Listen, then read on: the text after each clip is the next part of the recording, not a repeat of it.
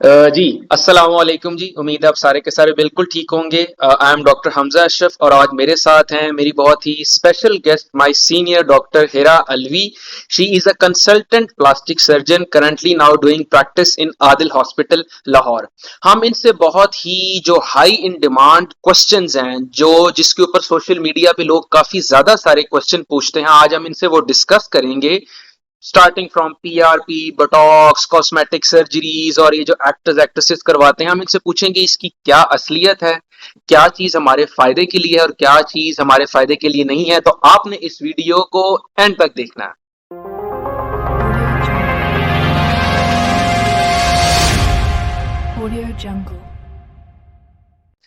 Thank you so much doctor Hera Alvi, आपने हमें time दिया and I will be starting from the first question.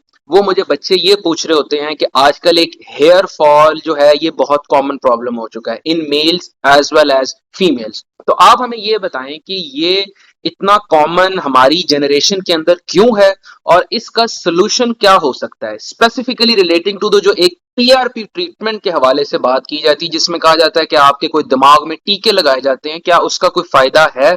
जी। अस्सलाम वालेकुम, thank you so much Hamza for having me here. PRP बहुत इन वोग है आजकल बिकॉज हेयर फॉल तो खैर हमेशा से बहुत से लोगों को प्रॉब्लम रहा है, but this is a treatment जो कि काफी प्रॉमिसिंग रिजल्ट शो करता है। एक तो पहली बात यह है कि ये आपके अपने ब्लड से बनाते हैं। बेसिकली क्या है कि ब्लड लेते हैं पेशेंट का, उसके अंदर से ग्रोथ फैक्टर्स एक्सट्रैक्ट करते हैं और वो ग्रोथ फैक्टर्स हम जहां पर लगाते हैं वहां पे जो जिस जगह पे लगाते हैं उस जगह की ग्रोथ को प्रमोट करता है। अगर बाल गिर रहे हैं उसकी वजूहात हेरिडिटरी भी हो सकती हैं, समटाइम्स स्ट्रेस रिलेटेड होता है, हमारी डाइट ऐसी हो गई है विद ऑल द जो हम प्रिजर्व फूड खाते हैं या प्रोसेस्ड फूड खाते हैं, उसकी वजह से हेयर फॉल अब ज्यादा हो गया है पहले से। उसके अलावा हार्मोनल इश्यूज होते हैं, मल्टीपल चीजें हैं। तो पीआरपी काफी प्रॉमिसिंग है कि उसको जब हम लगाते हैं तो हेयर फॉल रुक भी जाता है, जो नए बाल आते हैं वो बहुत अच्छे टेक्सचर के होते हैं, काफी हद तक इम्प्रूव होता है। तो इट्स अ गुड थिंग, मतलब और वेरी सेफ, ये भी एक बहुत अच्छी बात है इसकी। सही। और इसके अलावा जो और ट्रीटमेंट्स हमारे सोशल मीडिया पे वायरल हुई होती हैं कि आप कोई खास तेल इस्तेमाल करें, आप कोई खास किस्म की पिल्स या दवाई इस्तेमाल करें, कोई मल्टीविटामिन्स यूज करें कि जी इसका बड़ा कोई 30 दिन में बाल लाजमी आ जाएंगे, या कोई प्याजों को अपने सर पे लगाएं। Please can you clear things about this कि इससे कोई फायदा है या नहीं?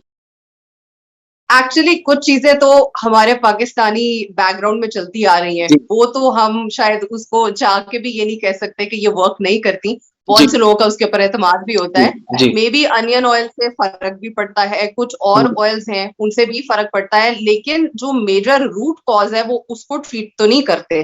तो ये एक सेमी इन्वेजिव सी एक चीज है जिसको आप लगाते हैं तो मेरे ख्याल से वो उससे ज्यादा अच्छे रिजल्ट शो करता है। But I am not against those things, आप जरूर ट्राई कर सकते हो उनको भी। ठीक है, सही सही, ठीक है। And coming to my second question, that is कि आपकी जो फेस की ट्रीटमेंट के लिए, यानी मैंने सुना है कि आजकल लोग अपने व्रिंकल्स के लिए जो है पीआरपी का इस्तेमाल करते हैं, कोई बोटॉक्स इंजेक्शन का इस्तेमाल किया जाता है, कोई फिलर्स लगाते हैं जिससे उनकी फेस की जो है ग्लो और उनका जो जवानी जिसे कहते हैं शायद वापस आ जाती है। तो आप मुझे ये बताएं, ये भी जरा आपकी डोमेन के अंदर ही आता है एज अ प्लास्टिक सर्जन, इसके क्या फायदे हैं, इसका क्या यूज और इसके क्या नुकसान है फॉर द फेस? अच्छा, पहले तो ठीक है, पहले तो पीआरपी के बारे में बात करते हैं बिकॉज हम ऑलरेडी डिस्कस कर रहे हैं।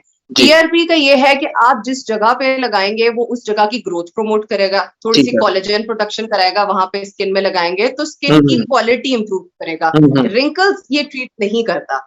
ऑन दी अदर हैंड जो बोटॉक्स है और फिलर है, बहुत से लोगों की एक मिसकंसेप्शन होती है कि शायद ये दोनों चीजें सेम है। बोटॉक्स जो होता है, फॉर एग्जाम्पल मैं अभी अपने माथे पे बल डाल रही हूँ, लेकिन जब मैं ऐसे बैठी हूँ तो मेरे माथे पे कोई बल नहीं है। तो अगर तो मेरे मूव करने पे बल पड़ रहे हैं तो उस चीज को इम्प्रूव करने के लिए बोटॉक्स लगाते हैं। अगर तो मेरे बैठे बैठे परमानेंट रिंकल्स नजर आ रहे हो आपको, फिर वो बोटॉक्स से ठीक नहीं होते, फिर उसमें फिलर डालना पड़ता है। तो ये दोनों के डिफरेंसेस हैं। तो बोटॉक्स थोड़े से यंगर लोगों में यूज होता है, माथे के बलों के लिए होता है, आईज के अराउंड जब हम हंसते हैं तो ये जो लाइंस आती हैं उसके लिए होता है। ठीक है, और ये जो दरमियान में यहाँ पे बल आते हैं इनके जी लिए होता है। जी जी लेकिन जो फिलर है, अगर आपके थोड़े बहुत रिंकल्स आ गए हैं ना, तो वो रिंकल्स को ट्रीट करता है। ठीक है। ऑन दी अदर हैंड बहुत से लोग फिलर्स को काफी ज्यादा मिसयूज भी कर लेते हैं जी कि अगर स्किन ढलकी भी है तो उसमें भी फिलर्स डाल दें तो स्किन लिफ्ट होगी। हम्म ये एक मिसकंसेप्शन है। ढलकी स्किन में नहीं डालना, बस आप हम्म रिंकल्स को इम्प्रूव कर सकते हैं उससे। ठीक है ठीक है ठीक है। सिमिलरली मुझे आप ये बताएं, एक दो बहुत प्रॉब्लम्स होते हैं स्किन के, एक तो होती है डबल चिन और दूसरे होते हैं जी ये जो आईज के नीचे जो ब्लैक डार्क सर्कल्स बन जाते हैं। तो इन दो के लिए भी जी, बोटॉक्स और फिलर का यूज है या इसके लिए कोई और ट्रीटमेंट है जो आप रिकमेंड करते हैं? बोटॉक्स का रोल इन जगहों पे नहीं है क्योंकि हम्म ये चीजें मसल की मूवमेंट से नहीं हो रही, तो यहाँ पे कोई ठीक है। मसल मूवमेंट नहीं है जिसकी जी वजह से आ जी रहा है। फिलर जो है वो बहुत इफेक्टिव है अंडर आईज के लिए, बहुत जी इफेक्टिव है। उसके साथ आप पीआरपी डाल रहे हैं तो वो स्किन की क्वालिटी को भी इम्प्रूव कर देगा, वो भी ठीक है एक अच्छा ट्रीटमेंट है। ठीक जहां है। तक डबल चिन की जी बात है, जी डबल चिन का जो ट्रीटमेंट है वो इन तीनों चीजों से नहीं है, ना वो अच्छा। बोटॉक्स से है, ना फिलर से है, और ना ही हम्म। पीआरपी से है। उसके लिए डिफरेंट ट्रीटमेंट्स है, नेक लिफ्ट्स होती हैं या कुछ नॉन इन्वेजिव प्रोसीजर्स होते हैं, उसके थ्रू होता है। एक काइवेला बहुत फेमस है, वो उसके हम्म थ्रू हो जाता है। उसके अलावा लिफ्ट्स होती हैं। ठीक है सही। And coming to my next question जो कि बहुत कॉमन, मतलब मेरे जैसे लोग भी पूछना चाहते हैं कि हम अपनी स्किन को और अपने आप को जवान कैसे रख सकते हैं। फॉर एग्जांपल एजिंग तो एक ऐसा प्रोसेस है जो होना सब में है, लेकिन हमने काफी सारे ऐसे एक्टर्स एक्ट्रेसेस को देखा है कि अपनी वो लेट एज में भी, मतलब इंडियन एक्टर्स को देखा जाए, एक्ट्रेसेस को देखा जाए, वो बड़े यंग लग रहे होते हैं। तो ऐसी कौन सी टिप्स आप सेफ रिकमेंड करते हैं अपनी ऑडियंस को जो वो यूज करके अपनी एजिंग के प्रोसेस को स्लो कर सकते हैं और अपनी स्किन को बेहतर तरीके से अपनी केयर कर सकते हैं, वो जरा प्लीज बता दें। पहली बात तो मैं ये कहूंगी, love yourself the way you are. वो आपकी बेस्ट फॉर्म है, उसको आप सही चेंज ना करें। सही। दूसरी बात, एजिंग वाकई खत्म नहीं हो सकती। Our hmm goal is graceful ageing, तो ठीक उसके लिए आपको अपनी स्किन का ख्याल रखना चाहिए। तीसरी चीज ये है कि जो सेलिब्रिटीज है उनके पीछे एक पूरी टीम होती है, उनकी हम्म हर चीज, उनकी डाइट, उनके सप्लीमेंट्स, उनके डर्मेटोलॉजिस्ट, प्लास्टिक सर्जन, जी एक बहुत बड़ी टीम होती है उनके पीछे। तो trying to look like them वो थोड़ा सा आप मेरे मे बी आपके लिए डिसअपॉइंटिंग होगा। जी but if you want to take care of your skin, तो जो घर पे चीजें स्टार्ट की जा सकती हैं वो ये हम्म है कि अर्ली एज से सनस्क्रीन स्टार्ट करें, हम्म लाजमी। I always recommend my patients या क्लाइंट्स, कोई भी मुझसे पूछता है, ब्रॉड स्पेक्ट्रम SPF 30+ कोई भी सनस्क्रीन खरीद लें जिस मर्जी ब्रांड की, और आप SPF उसको 30। रेगुलर यूज करना शुरू करें। SPF 30 इज द मिनिमम, उसके ऊपर आप जहां तक भी जा सकते हैं, बट पाकिस्तानी गर्मी के अंदर SPF 30 तो लाजमी है। और ब्रॉड साथ ही स्पेक्ट्रम होना सॉरी टू चाहिए। इंटरप्ट, ये SPF 30, 50, 60 ये भी बता दें ये क्या चीज है, I have no idea about it. ठीक है, SPF is sun protection factor, के यानी कि कितना ज्यादा वो सूरज से आपको प्रोटेक्ट करेगा। ठीक अब है। सूरज के अंदर दो तरह की रेज होती हैं, एक होती है UVA, एक होती है UVB। आप हम्म आम जबान में बोल रहे UVA, ए से एजिंग, ए जो है वो हम्म एजिंग कराएगी, UVB बी से बर्न, कि वो बर्न बर्न कराएगी। करवाए, तो ठीक है। हमारी जो स्किन है ना, उसमें हमने ज्यादा प्रोटेक्ट करना होता है बी से, लेकिन एजिंग प्रोटेक्ट करनी है तो ए से। तो वो हम्म जो ब्रॉड स्पेक्ट्रम होती है ना, और जो 30+ होती है, वो इन दोनों वेव्स से प्रोटेक्ट करती है, तो ना ठीक है। आपकी स्किन को बर्न कराने देती है और ना ही और हम्म आपकी एजिंग को डिले करती है।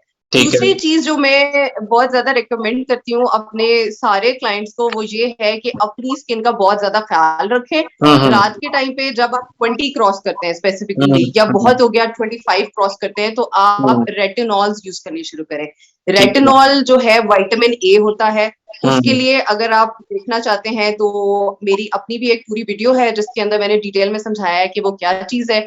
दिन में आप विटामिन सी यूज करें, सनस्क्रीन यूज करें, और अपनी स्किन का ख्याल रखें। डाइट बहुत अच्छी रखें, सिर्फ हम्म ऊपर से करने का फायदा नहीं है। अगर आपकी हम्म, डाइट अच्छी है तो सारा कुछ अच्छा है। तो ठीक है। हर चीज है, अंदर से बाहर ब्यूटी आती है, सिर्फ बाहर स्किन पे लगाने से वुड नॉट बी एनफ। ठीक है। यहीं पर मैं एक बाकी चीज इफ यू मेंशन हैव करता रहा हूँ। स्पेसिफिक स्किन केयर कंसर्न्स तो प्लीज जी आप अपने जी डॉक्टर से जी। कंसल्ट करें। यहीं पर मैं एक स्पेसिफिक चीज मेंशन करना चाहता हूं कि आप में से जो लोग ज्यादा इंटरेस्टेड हैं कॉस्मेटिक रिलेटेड वीडियोस और प्लास्टिक सर्जरी रिलेटेड वीडियोस के, तो आप डिस्क्रिप्शन में डॉक्टर हेरा अलवी का यूट्यूब चैनल लिंक अवेलेबल है, आप जाकर जरूर उसको सब्सक्राइब करें और फॉलो करें, specially for girls and boys who are concerned about their skin. और इसी के साथ ही हम अपने बड़े एक इम्पोर्टेंट जो है ना क्वेश्चन की तरफ आते हैं। हमने अपने बचपन से सुना होता है कि जी ऐश्वर्या राय एक्ट्रेस हो गई या कैटरीना कैफ, इन्होंने कोई कॉस्मेटिक सर्जरी करवाई होती है, यानी कि शायद इनका कोई चेहरा, मतलब हमने ड्रामों में भी देखा है, चेहरा शायद चेंज कर देते हैं प्लास्टिक सर्जन, या आंखें बड़ी हो जाती हैं, होंठ छोटे हो जाते हैं, अगर आपने अपनी जो नाक है उसको पतला करना है। तो आप मुझे बताएं as a consultant plastic surgeon कि आपके पास ऐसी कोई जादू की छड़ी है जिससे आप मतलब बंदे को बिल्कुल चेंज कर दें या उसकी शक्ल को फौरन जवान कर दें। मतलब इज देयर एनी ट्रुथ अच्छा, अबाउट दिस, और इसका क्या है, मतलब इंफॉर्मेशन दे दें प्लीज। देखिए जो आपने एग्जांपल्स दिए कि कैटरीना हो गई या ऐश्वर्या हो गई, उनके जी वो नेचुरल फीचर्स हैं जिनको उन्होंने एनहांस किया हुआ है। ठीक तो है। एक अगर कोई पेशेंट आता है जो हमें उसकी पिक्चर दिखाता है कि हमें ऐसा बना दे, जी तो जी दैट जी। Is not possible. तो अच्छा। बॉलीवुड और हॉलीवुड ने काफी ज्यादा लोगों की एक्सपेक्टेशंस जी बना दी जी है कि जी ये जी सब कुछ पॉसिबल है, जी पूरा चेहरा बदल जाएगा। जी तो I think that is not possible, but yes, अगर आप अपने किसी फीचर से खुश नहीं है, उसको हम्म। एनहांस कराना चाहते हैं, तो मोस्ट डेफिनेटली आपको प्लास्टिक सर्जरी हेल्प कर सकती है। ठीक है, ठीक है। यानी कि वो सर्जरी हेल्प कर सकती है। और सेकंडली मुझे ये आप बताएं कि इसमें कोई स्कार वगैरह का या कोई निशान वगैरह का इसका कोई खतरा होता है इस सर्जरी में? और सेकंडली जिन लोगों को एक्ने के बाद स्कार्स बन जाते हैं, मैं सिर्फ बात कर रहा हूँ चेहरे पे कुछ लोगों के धब्बे, मेलास्मा और डार्क स्पॉट्स वगैरह बन जाते हैं, इसका कोई ट्रीटमेंट है मतलब? जी, जी, बिल्कुल ट्रीटमेंट है। एक्ने के बाद जो स्कार मार्क्स हैं, उसके लिए भी हमारे पास मल्टीपल ट्रीटमेंट्स होते हैं। एक तो सब सिंपलेस्ट हमने अभी पहले पीआरपी डिस्कस की थी। जी जी माइक्रो नीडलिंग होती है, एक छोटी-सी हमारे पास एक पेन होता है जिसके अंदर छोटी-छोटी नीडल्स होती हैं जो कि हम्म, स्किन के सिर्फ सुपरफिशियल हिस्से को ना हम्म, कंट्रोल्ड सी पंक्चर्स करती हैं उसके अंदर। उससे सही। क्या होता है कि जो स्किन की कोलेजन है वो बूस्ट होती है, और जी कोलेजन ऐसी चीज़ है जो हमें जवान रखती है। तो हम चाहते ठीक हैं है। कि हमारे अंदर ज़्यादा कोलेजन हो, ज्यादा से ज्यादा वो है उसको जी। ज़्यादा कर पीआरपी भी उसको ज्यादा करता है। तो वो ठीक है। मिला-जुला के जब हम उस ट्रीटमेंट को करते हैं तो एक्ने स्कार मार्क्स कम हो जाते हैं। ठीक है। मल्टीपल और भी तरीके हैं। बाकी मेलाज़्मा की बात है जहाँ तक, तो मे बी 100% तो वो ट्रीटेबल नहीं होता, लेकिन हम्म, 90% तक फ़र्क आ जाता है कि कोई नया बंदा मिलता है तो उसको फ़र्क नहीं पता लगता आपकी जी स्किन के अंदर। जी जी और फिर एक और चीज़ जो आपने पूछी कि इनके कोई सर्जरीज़ के स्कार मार्क्स होते हैं, तो जी। ये भी एक मिसकंसेप्शन है कि प्लास्टिक सर्जरी के अंदर स्कार मार्क नहीं होता। अच्छा। जब भी कोई चीज़ कट करते हैं तो अल्लाह ताला ने हमें जी नहीं इतनी पावर दी कि हम उसको दोबारा से सही कर सकें। ठीक हम है। जोड़ते हैं, उसके अंदर स्कार आता है, लेकिन हम बहुत छोटा-सा अच्छा-सा हम्म। स्कार देते हैं जो उतना नज़र नहीं आता। नजर ना आए। बट यस, स्कार होता है। ठीक है, ठीक है। चलें जी, thank you so much doctor Hira, आपने हमारी सारी की सारी जो थैंक यू। मिथ्स हैं, मतलब लोगों की, आपने उनको क्लियर किया है कि आप as a consultant plastic surgeon, यानी आपने पहले 21 एमबीबीएस किया, फिर आपने 5 साल के आगे ग्रेजुएशन की, और अब आप एक कंसल्टेंट की पोस्ट पे बैठ के हर चीज के बारे में सच बता रहे हैं कि ये एक इंसान की लिमिट है। इससे आगे की चीजें या आपको बॉलीवुड हॉलीवुड में मिलेंगी, या वो अल्लाह की जात के हाथ में होती है, इंसान के हाथ में नहीं है। तो दिस इज अ वेरी बिल्कुल, इंफॉर्मेटिव बिल्कुल। वीडियो। और जितने लोग मजीद इससे ज्यादा डिटेल्स या किसी स्पेसिफिक चीज के बारे में और ज्यादा इंफॉर्मेशन चाहते हैं, तो आप डॉक्टर हिरा को जरूर उनके यूट्यूब चैनल के ऊपर या उनके इंस्टाग्राम लिंक के ऊपर कांटेक्ट कर सकते हैं। Thank you so much doctor Hira, it was really nice talking to you. Thank you thank so you so much. Much.